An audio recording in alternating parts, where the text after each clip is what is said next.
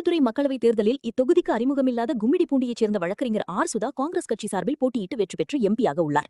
இந்நிலையில் சட்டப்பேரவை தொகுதி திமுகவுக்கே ஒதுக்க வேண்டும் என்ற திமுக நிர்வாகிகளின் வேண்டுகோளை புறக்கணித்து மீண்டும் காங்கிரஸ் கட்சிக்கு ஒதுக்கப்பட்டது. இதிலும் தொகுதி மக்களுக்கு அறிமுகமில்லாத தஞ்சாவூர் மாவட்டத்தைச் சேர்ந்த ஜமால் முகமது யூனுஸ் காங்கிரஸ் வேட்பாளராக அறிவிக்கப்பட்டார். இதற்கு காங்கிரஸ் கட்சியினரை கடும் எதிர்ப்பு தெரிவித்தனர்.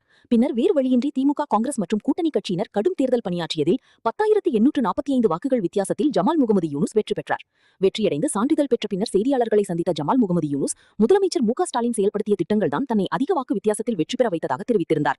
இந்நிலையில் தேர்தலில் முதல்முறையாக போட்டியிட்ட தவிக 108 இடங்களை பிடித்து தனிப்பெரும் கட்சியாக உருவெடுத்துள்ளது. ஆட்சி அமைக்க கூடுதலாக 11 எம்எல்ஏக்கள் தேவைப்படும் நிலையில் காங்கிரஸ் கட்சி தனது ஆதரவை தெரிவித்துள்ளது.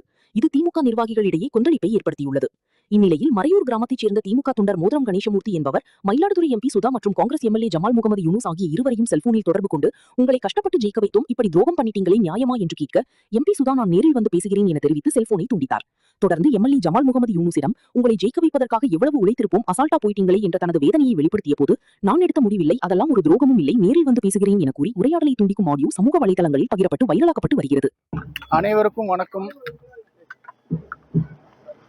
இந்த சந்தோஷமான நேரத்துல நான் நன்றி சொல்ல வேண்டிய சில பேர் இருக்காங்க, எல்லாருக்கும் சொல்லிடுறேன்.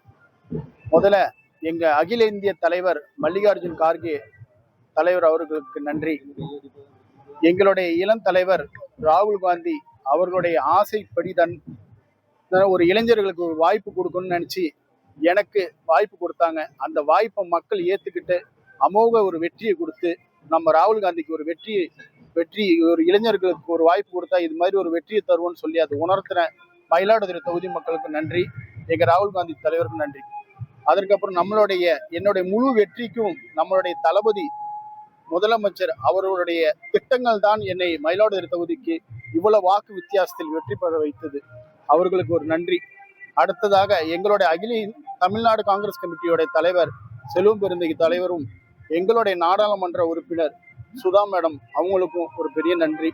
அதற்கப்புறம் இங்கே மயிலாடுதுறை தொகுதியில கூட்டணி கட்சி நிர்வாகிகளும் மற்றும் திராவிட முற்போக்கு கூட்டணியின் சார்பாக நிர்வாகிகள் அனைவரும் என்னோட அவங்க ஒரு வேட்பாளரா நிக்கிறேன்னு நினைச்சு எனக்கு வாக்கு சேகரிப்புக்கு முழுமையா ஒரு ஆதரவு தந்து என்னோட இந்த ஒரு 20 நாள் இரவும் பகலும் பார்க்காம செயல்பட்ட அனைவருக்கும் ஒரு நன்றி. அதுக்கப்புறம் மயிலாடுதுறை தொகுதி மக்கள் இத்தனை வருஷம் புதுசா ஒரு இளைஞர் வந்திருக்காரு, அவருக்கு ஒரு வாய்ப்பு கொடுக்கணும்னு நினைச்சு அவங்க ஒரு வீட்டு பிள்ளைக்கு ஒரு வாய்ப்பு கொடுத்த மாதிரி எனக்கு ஒரு வாய்ப்பு கொடுத்துருக்காங்க. என்றும் அவங்களோட பிள்ளையா இருப்பேன்னு சொல்லி அவங்களுக்கும் நன்றியை தெரிவித்துக் கொள்கிறேன்.